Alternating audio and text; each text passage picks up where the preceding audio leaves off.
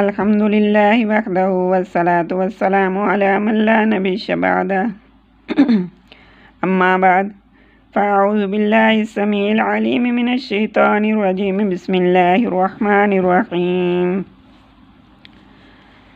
قال اللہ تعالی فی کلامہ المجید والفرقان الحمید وَإِذَا مَسَّ الْإِنسَانَ الضُّرُّ دَعَانَا لِجَنبِهِ الْعَلِيمِ مِنَ الشَّيْطَانِ الرَّجِيمِ بسم الله الرحمن الرحيم أو قال الله تعالى في كلامه المجيد فلما كشفنا عنه ضره مر كأن لم يدعنا إلى ضر دعانا لجنبه أو قاعدا وقال الله تعالى في كلامه المجيد في مقام آخر أو قاعدا وإذا مس الإنسان ضر فلما كشفنا عنه ضره مر كأن لم يدعنا إلى ضر له نعمة منه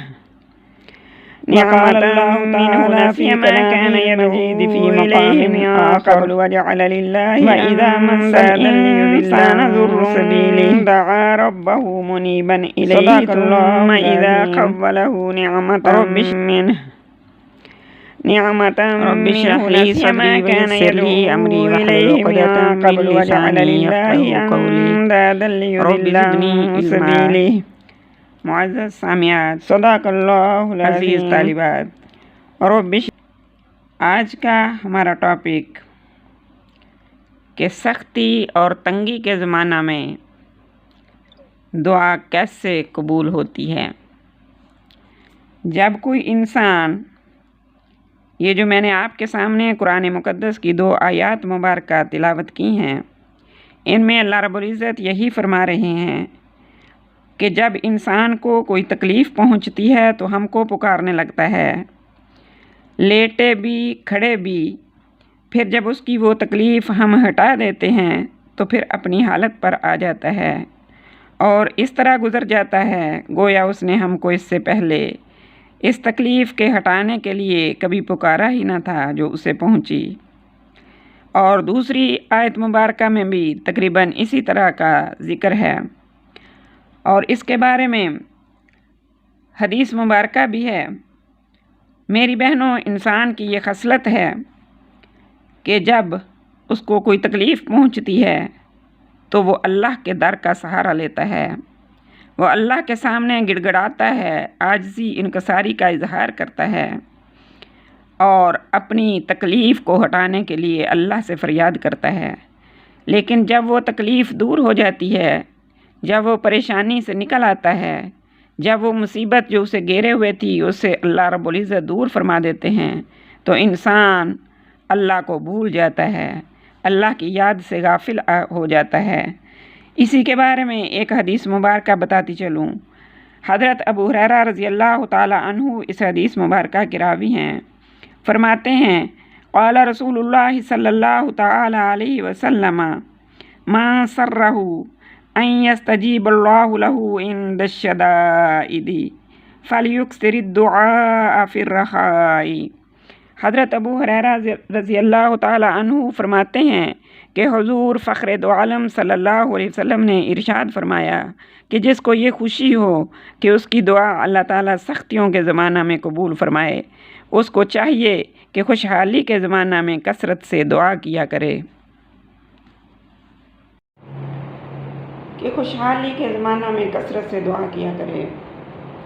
اس حدیث پاک میں دعا کے قبول ہونے کا میری بہنوں بہت بڑا گر بتایا ہے، اور وہ یہ ہے کہ آرام و راحت اور مال و دولت اور صحت تندرستی کے زمانہ میں برابر دعا کرتے رہنا چاہیے.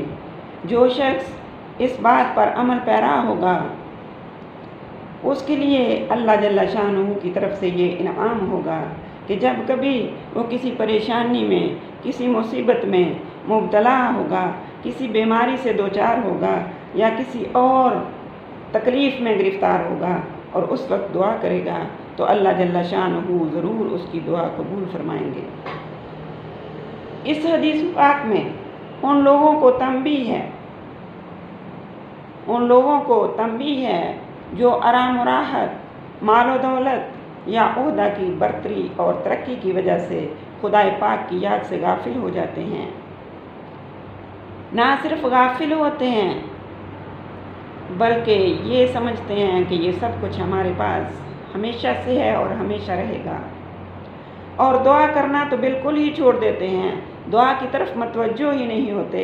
اور پھر جب کوئی مصیبت آ گرتی ہے، جب کوئی تکلیف، کوئی پریشانی بندے کو آ گھیرتی ہے تو پھر دعا کرنی شروع کر دیتے ہیں۔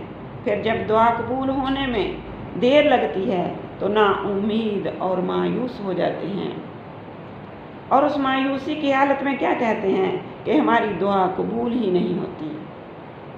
حالانکہ اگر اس وقت دعا کرتے جب یہ اپنی خوشیوں میں مست تھے، جب میری بہنوں یہ اپنی خوشیوں میں مست تھے اس وقت دعا کرتے، اور دولت کے گمانڈ میں تھے اس وقت دعا کرتے، تو ان کا اس زمانہ کا دعا کرنا، اس زمانہ کا دعا کرنا آج کی دعا مقبول ہونے کا ذریعہ بن جاتا۔ آج مصیبت میں دعا کرتے، آج مصیبت میں اللہ کو پکارتے تو خوشیوں کے وقت دعا کی ہوئی اس دعا کی قبولیت کا ذریعہ بن جاتا۔ غفلت اور دنیاوی مستی کے سبب اللہ کو بھول جانے کی وجہ سے بہت سخت حاجت مندی کے وقت دعا کی قبولیت سے ایسے لوگ محروم رہ جاتے ہیں۔ اللہ رب العزت ہمیں خوشیوں میں، سکون میں، اطمینان میں، مال و دولت میں اپنی یاد سے کبھی غافل نہ کرے۔ اللہ سے یہ ہر وقت دعا کرتے رہیں۔ اس کے متعلق حضرت سلمان فارسی کا ایک ارشاد بتاتی چلوں۔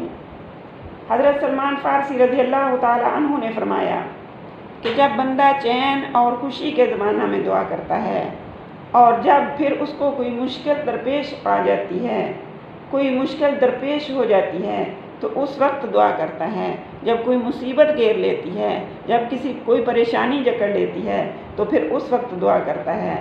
اس وقت فرشتے اس کی سفارش کرتے ہیں۔ پریشانی میں دعا کرنے والے کی اللہ کے فرشتے اللہ سے سفارش کرتے ہیں اور کہتے ہیں کہ یہ تو جانی پہچانی آواز ہے، ہمیشہ یہاں پہنچتی رہتی ہے۔ اور جب بندہ چین اور خوشی کے زمانہ میں دعا نہیں کرتا، دعا کرنا چھوڑ دیتا ہے، اللہ کی یاد سے غافل ہو جاتا ہے اور مصیبت آنے پر دعا کے لیے ہاتھ پھیلاتا ہے، مصیبت آنے پر، پریشانی کے گھیر لینے پر اللہ کے آگے دست بدعا ہو جاتا ہے، دست دعا پھیلاتا ہے، تو فرشتے کیا کہتے ہیں کہ اس آواز کو تو ہم پہچانتے ہی نہیں، ہم نے تو پہلے یہ آواز کبھی سنی ہی نہیں۔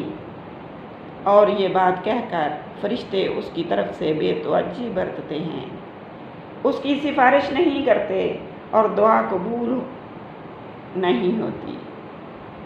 اس وقت کی دعا قبول نہیں ہوتی، اور یہی اللہ رب العزت بھی ان آیات مبارکہ میں فرما رہے ہیں۔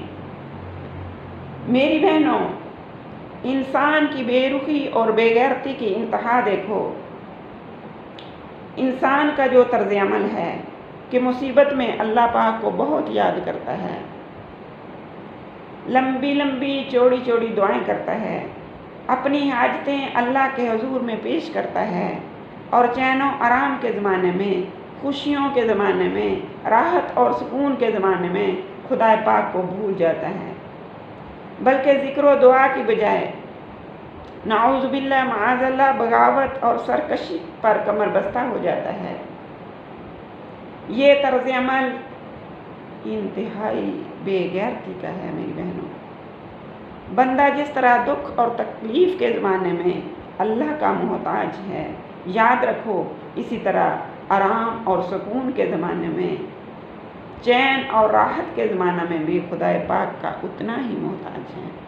خوشیاں دینے والی ذات بھی اللہ کی ہے، غم دینے والی ذات بھی اللہ کی ہے، پھر انسان کیسے خوشیوں میں اللہ پاک کو بھول جاتا ہے؟ دکھ تکلیف چلے جانے پر جو خدا پاک کو دکھ تکلیف چلے جانے پر جو خدا پاک کو بھول جاتے ہیں، دکھوں میں تو یاد کر لیا، تکلیف میں تو یاد کر لیا، جب تکلیف دور ہو گئی، بیماری جاتی رہی، مصیبت ٹل گئی اور اللہ کو بھول گئے۔ اس خصلت بد کا ہی تو قرآن مجید نے बार बार अल्लाह रब्बुल इज़्ज़त ऐलान फरमा रहे हैं। कुरान मुक़द्दस ने जगह जगह इसका तज़किरा फरमाया है। जो आयात मुबारका मैंने अभी आपके सामने तिलावत की हैं, उनका भी यही मकसद और मफ़हूम है मेरी बहनों। उन आयात मुबारका भी यही मतलब है। अल्लाह रब्बुल इज़्ज़त यही फरमा रहे हैं, जब इंसान को कोई तकलीफ़ पहुंचती है तो अपने परवरदिगार की तरफ रजू करता है, अपने रब को पुकारने लगता है।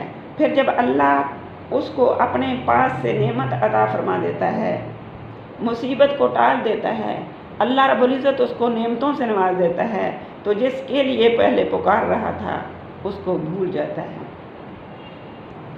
और खुदा के ना सिर्फ भूलता है बल्कि खुदा के शरीक बनाने लगता है। अल्लाह के साथ औरों को शरीक बनाने लगता है और क्या कहता है कि हम फ़लाँ कब्र पे गए, फ़लाँ मज़ार पे गए, हमने फ़लाँ जगह पे देग चढ़ाई, हमने बकरा दिया और हमारी मुसीबत टल गई। ना सिर्फ खुद शिरक किया, ना सिर्फ खुद भूला अल्लाह की याद को, ना सिर्फ खुद मुशरिक हुआ बल्कि दूसरों को बता कर, दूसरों के सामने ये तज़किरा कर के दूसरों को भी गुमराह करता है कि फ़लाँ जगह पे हम गए, हमारी मुसीबत टल गई, तुम भी ऐसा करो। मेरी मुअज़्ज़ज़ सामियात, मेरी आपसे ये गुजारिश है कि दुआ की कबूलियत का असर मालूम हो या ना हो, दुआ करना कभी ना छोड़िए, किसी हालत में भी ना छोड़िए, ना मुसीबत में और ना ही खुशी में, ना ही तंगी में और ना ही राहत में। और इस बात का यकीन रखिए कि हर खुशी गम अल्लाह की तरफ से है, हर मुसीबत हर सुख अल्लाह की तरफ से है। दुख देने वाली भी ज़ात अल्लाह की है, सुख देने वाली भी ज़ात अल्लाह की है। हमारे उस्ताद इकराम फरमाया करते थे कि हर गम की पुश्त पर खुशी खड़ी है, सुख खड़ा है, और हर सुख की पुश्त पर गम खड़ा है। कभी भी ये ना सोचिए कि मेरे ऊपर अब खुशहाली का दौर है, मैंने हमेशा ऐसे ही रहना है। और अगर दुख और तकलीफ़ आ जाए तो बेचैनी, बेकरारी और इज़्तिराब में ये ना कहिए कि हमारे ऊपर तो सदा से ही हम तो इन मुसीबतों में गिरे हुए हैं, हमारी तो मुसीबतें दूर ही नहीं होती। मेरी बहनों, ऐसे अल्फाज से परहेज़ कीजिए, ऐसी बातें करने से अपने आप को बचाइए। हज़रत अबू हुरैरा रज़ियल्लाहु ताला अन्हु से रिवायत है, फरमाते हैं अन्ना रसूलुल्लाह सल्लल्लाहु अलैहि वसल्लम क़ाला युस्तजाबु लि अहदिकुम मा लम यजअल यक़ूलु दाअवतु फलम यस्तजाबु ली। हज़रत अबू हुरैरा रज़ियल्लाहु ताला अन्हु से रिवायत है कि हुज़ूर अकरम सल्लल्लाहु अलैहि वसल्लम ने इरशाद फरमाया कि तुम में से जो शख्स दुआ करे उसकी दुआ कबूल होती है जब तक कि वो दुआ की कबूलियत की जल्दी ना करे, जल्दी ना मचाए। फिर जल्दी करने का मतलब बताते हुए इरशाद फरमाया कि दुआ करते करते कहता है कि मैंने दुआ की और वो कबूल ही ना हुई। और ये हम में से अक्सरियत का हाल है, और इसको अल्लाह के रसूल फरमा रहे हैं कि ये जल्दी कर रहा है। गोया हम सब ही जल्दी कर रहे हैं कि दुआ करते हैं और फिर कहते हैं हमारी दुआ तो कबूल ही नहीं हुई। मेरी बहनों, इस हदीस मुबारका से हमें ये सबक मिला कि दुआ के कबूल होने की शर्त ये है कि दुआ करना हरगिज़ ना छोड़े। दुआ की कबूलियत का असर मालूम हो या ना हो, लेकिन दुआ करना कभी ना छोड़े। और यूँ कभी ना कहे कि इतना अरसा हो गया दुआ कर रही हूँ, कबूल होती ही नहीं। नाउज़ बिल्लाह, आज़ल्लाह। दुआ का ज़ाहिरी असर नज़र ना आए या आए, ज़ाहिरी असरात नज़र आएँ या ना आए, मेरी बहनों, दुआ करनी कभी नहीं छोड़नी। ये एक बात अपने पल्लू से बांध लो।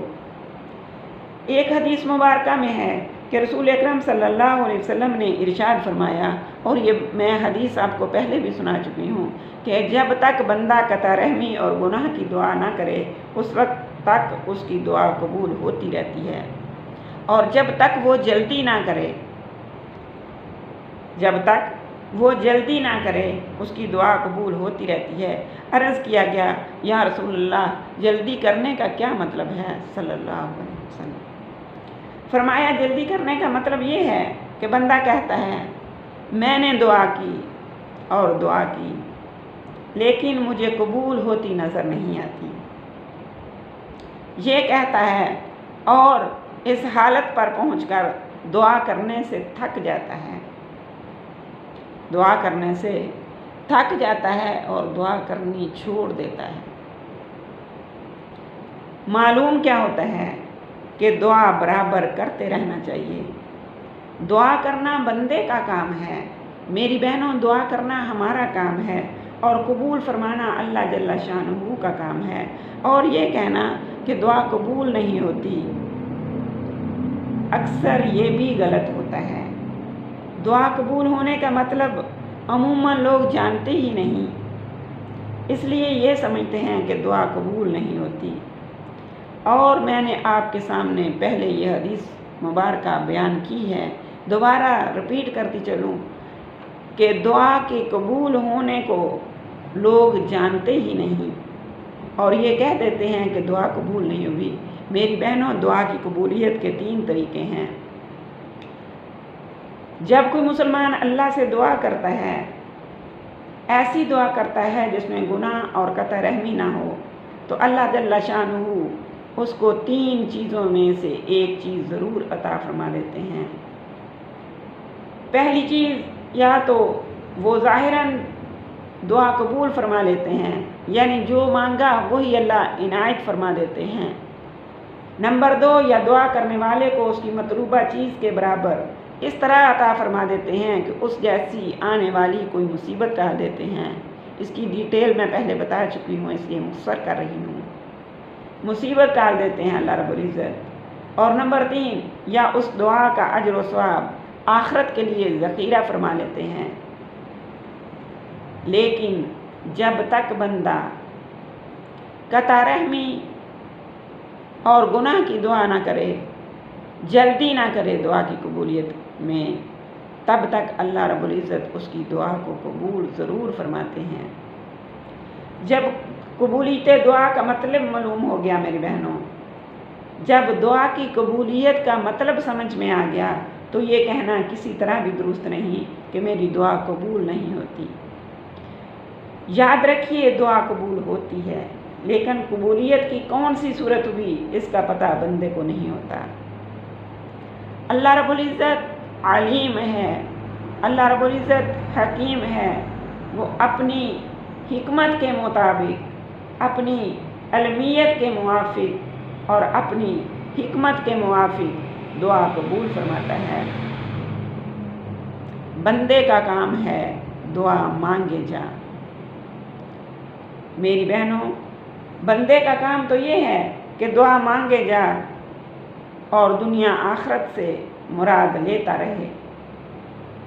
اس لیے ہمیں کیا سبق ملا کہ جب تکلیف اور مصیبت ہو تو صرف اسی وقت اللہ کو نہیں پکارنا، خوشیوں میں بھی صرف اللہ کو پکارنا نہیں، بلکہ اس وقت بھی اللہ کے حکموں کا پابند رہنا ہے۔ اس وقت بھی یہ ذہن میں رکھنا ہے کہ آیا اس خوشی اور راحت کے وقت میں اللہ کی یاد سے غافل تو نہیں ہوگی، یا اللہ کی یاد اللہ کے حکموں کو پس پشت تو نہیں ڈال رہی۔ میری معزز سامعات، ہر خوشی میں اور ہر غم میں اللہ رب العزت کی ذات سے لو لگائے رکھو، اور اللہ رب العزت کی یاد سے کبھی بھی اپنے آپ کو غافل نہ کرو۔ خوشیوں میں خاص طور پر اللہ کی یاد کا دامن پکڑے رکھو۔ اللہ ہی خوشیاں دے رہا ہے، اللہ کی یاد سے کبھی بھی اپنے آپ کو غافل نہ ہونے دینا۔ اللہ رب العزت کی طرف سے ہی خوشیاں آتی ہیں، اور اللہ رب العزت ہی خوشی چھین کر بندے کو دیکھتے ہیں کہ آیا میرا بندہ کتنا پھر مجھے یاد کر رہا ہے۔ اور مصیبت میں تو ہمیں اللہ کے سوا کوئی در نظر آتا ہی نہیں۔ تو کیوں نہ ہم خوشی میں بھی اپنے رب سے لو لگائے رکھیں۔ اللہ رب العزت ہمیں صحیح معنوں میں اپنے سے تعلق قائم رکھنے والا، اپنے سے لو لگائے رکھنے والا بنائے۔ اللہ رب العزت عمل کی توفیق عطا فرمائے۔ وما علینا الا البلاغ المبین۔ صدق اللہ۔